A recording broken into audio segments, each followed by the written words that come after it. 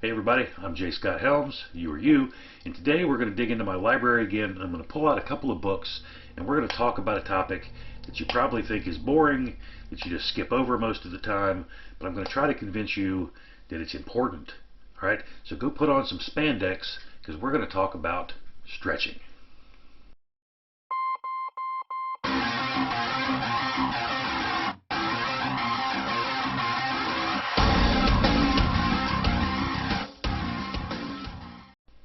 Alright, spandex or not, we're going to talk about stretching today. And this is a topic that most people will skip over. Everybody has seen the videos that say we're going to do a warm-up, we're going to do a cool down at the end. You've been to classes that do it. Personal trainers have had you do it. Maybe when you go to the gym you don't do it. Maybe when you work out at home you don't do it. But you really need to. And this is going to be geared a little bit towards people who, for example, maybe you're just starting on your fitness journey, or maybe you've had a long break since the last time you worked out. And stretching is a good place to start. So I'm going to start at the very beginning and talk about some of the benefits of stretching. And like I said, we're going to pull some books out and I'm going to show you some routines, but we'll start at the very beginning. So benefits. There are a number of them, and they're all important, but some more so than others. So what are they? Well, you can improve posture, reduce your risk of injury, decrease muscle stiffness and soreness. Think about after your workout, cooling down, stretching those muscles out. It promotes circulation, blood flow to your muscles. It improves the mechanical efficiency of your body, your joints specifically. It can decrease the risk of low back pain and low back injury. It increases or can increase the range of motion that you have, and it can help you better recruit muscles when you're doing your workouts. Now I know a lot of people think about stretching as just standing and bending and windmills, and there are actually several different kinds of stretching. And we're going to get into a couple of those a little bit today, but I'm not going to overwhelm you with it. We'll touch on them, but we'll go from there. So if you're someone who, say in the last year or so, has started working from home and you're sitting at the computer more, or you're not walking around the way you were before, you're sitting and using your cell phone. You see this everywhere. I mean, maybe even in the room you're in right now, people are hunched over and looking at their cell phones. That's going to eventually bother your neck, possibly your lower back, and a little bit of stretching can get rid of that for you. So even if you're not doing big workouts, just doing a little bit of stretching every day, just because you've been sitting at the computer or hunched over your cell phone, or if you spend your day over a desk in some way, a workstation, you can do 10 or 15 minutes of stretching, a little in the morning, a little in the evening, and reduce some of that muscle soreness, some of the stiffness in your neck and shoulders, your lower back, because stretching will help maintain a range of motion in your joints.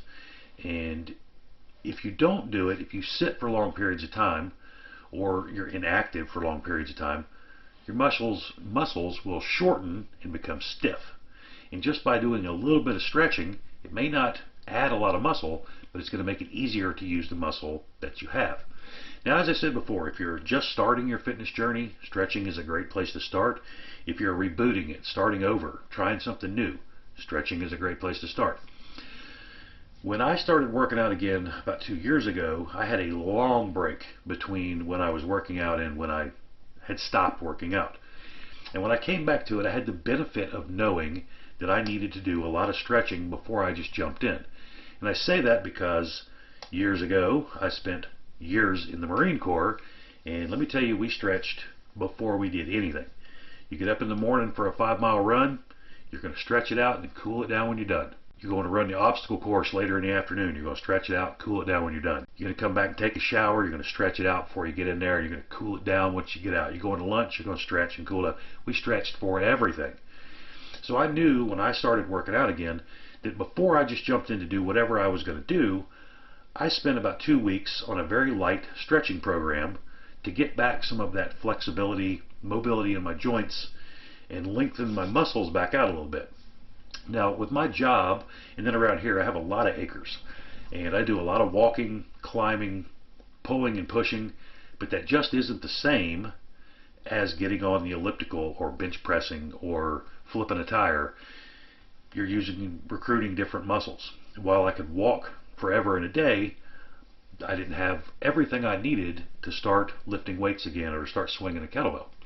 So I went online and I bought a couple of books that had different stretching routines in them. And we're going to talk about a couple of those today, because depending on your needs or the workout you're going to start doing, your needs are going to be different than mine, more than likely. But we've all been beginners, and a beginner routine is a great place to start. So as we talk today about all these different stretching routines and types of stretching, the books I'm going to show you, don't get overwhelmed. All you really need to know is that you need to be doing some of it, and I'm going to give you some options. Your body is full of muscles from head to toe.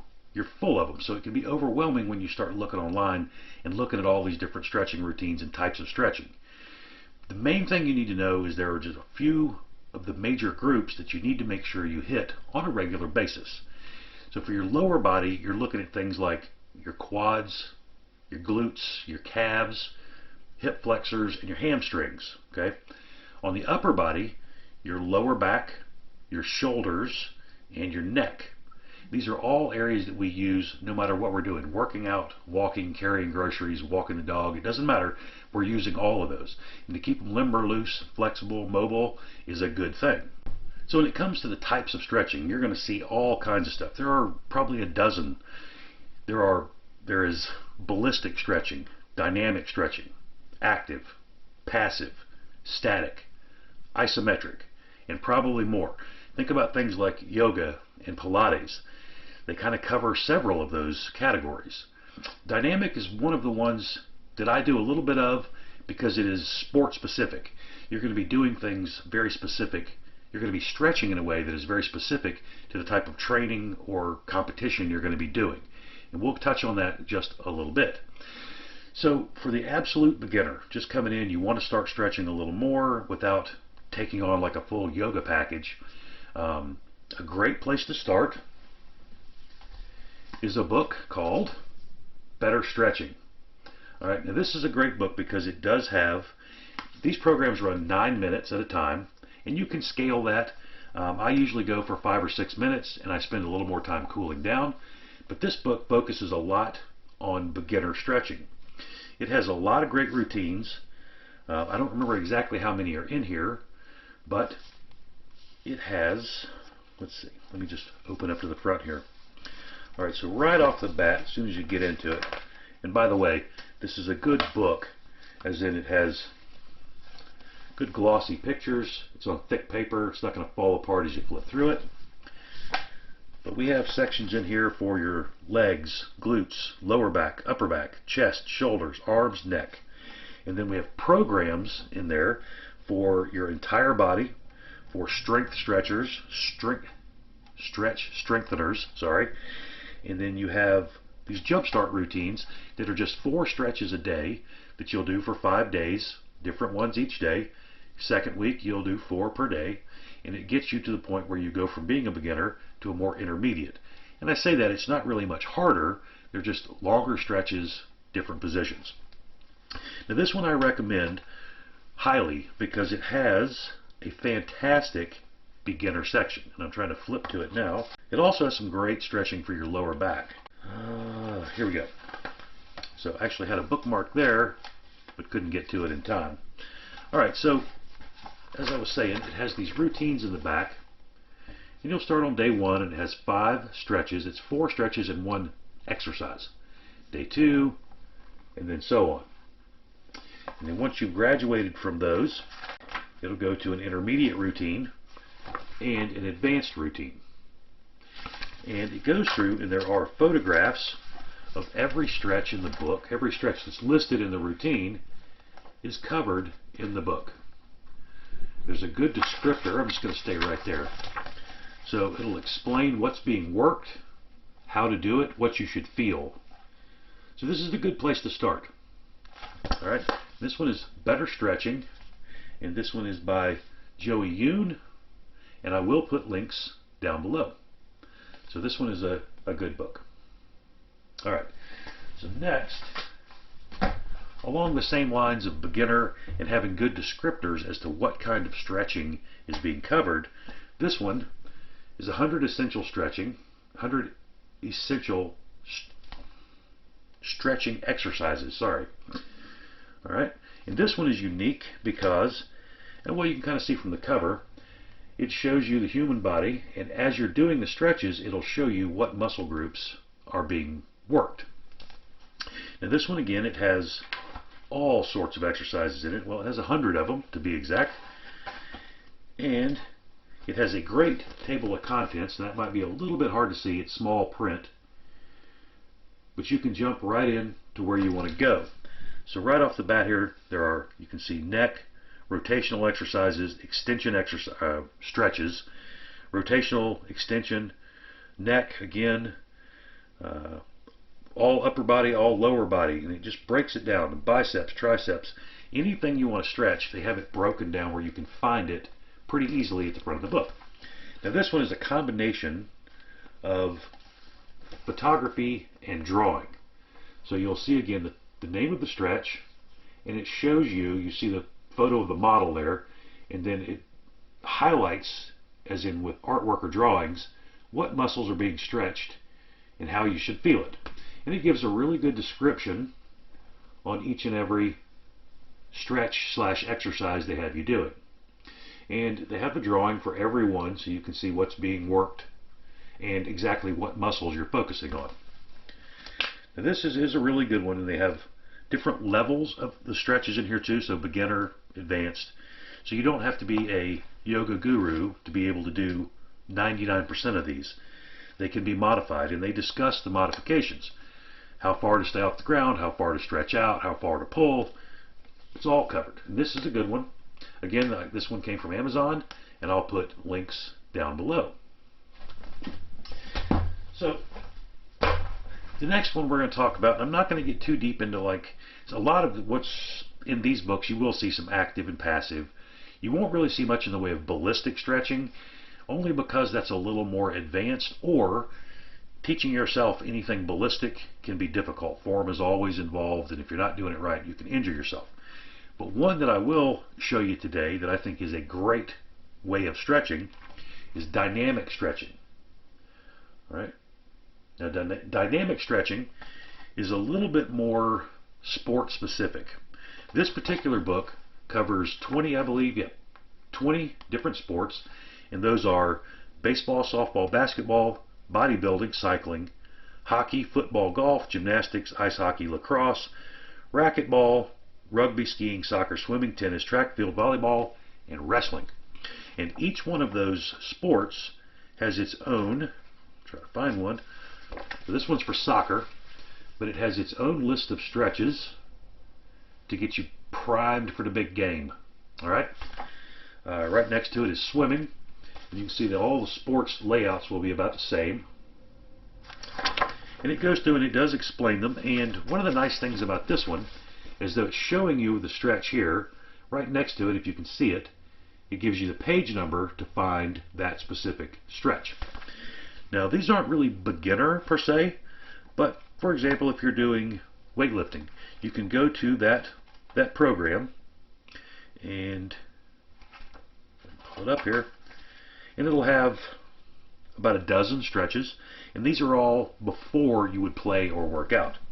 And it tells you on here also, it'll say exercise, because this is more active, it's dynamic. I mean, you're going to be doing something when you're stretching, swinging your arms, raising your legs. It's not just stretching and holding.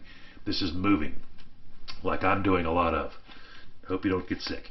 But it does tell you up here what body parts you're working when you're doing these exercises. So there are a lot of these, your ankles, your hips. It gives you a pretty good breakdown. Now, it does also have, for every exercise, pictures and a description. And at the very least, if the descriptions aren't thorough enough for you, you can take the name, like this particular one is a walking quad stretch, and you can easily pull up a video on YouTube seeing a real person doing it instead of just a couple of photographs. But this one is good because you can kind of go through and pick and choose different parts of different routines and kind of make your own. They're all laid out for you, so it's easy to just follow one if that's what you want to do. So that's dynamic stretching. All right, and I'll put a link down below. So if you want to get a little more advanced with it, You could think of things like yoga or Pilates. Yoga is a lot of stretching, and it can start off rather simple and become nearly impossible. There are several. As much yoga as I have tried to do, there are some things my body just will not do anymore. And you get you a book on yoga, you'll find a handful. But there are some great ones out there. Now, two of the ones I have this one, Yoga Fitness for Men, and it is a lot of stretching. And I actually purchased this particular book because of the, number one, because it shows in great detail each individual move. So where you should start, modifications for it, a good description, and then probably going to be a little hard to read again, but around the model here doing the pictures, it gives you pointers. What you should feel, how much you should move, where you should keep a knee, how far you should travel. A lot of good heads-up information to keep you from hurting yourself or to make sure you're doing it right. Now, I don't know exactly how many are in this book. I would say 50 or so. And while most are on the easier side, because there are modifications for each one, some are very difficult. But one of the really cool things, and I have this one marked, is this book is full of programs. This particular one is hip mobility, and it shows you all the moves in the order you should do them. So get a good look at it there. You know, and while you're doing it, it doesn't hurt to have a reference. This will lay on the floor. You can take a quick look at it. But there are a lot of good routines in this book, and I'm just going to list a couple of them off for you here. So what they call workouts: lazy yoga, total body soreness relief, back pain relief, upper body recovery, leg day recovery. God, everyone can use that. Knee and ankle pain relief, standing relief, posture fixer, stiff neck relief, essential hip mobility, and it goes on and on and on. There's a couple in here that I have run through a couple times. They have one called Abs on Fire, and that is not fake news. Powerful twist, balance for beginners, another really good one. Yoga is a lot about balance, and starting there doesn't hurt. But they do have some 12-week programs and 16-week programs for strengthening your core and just overall balance and flexibility. So this is a great one, and it's not just for men.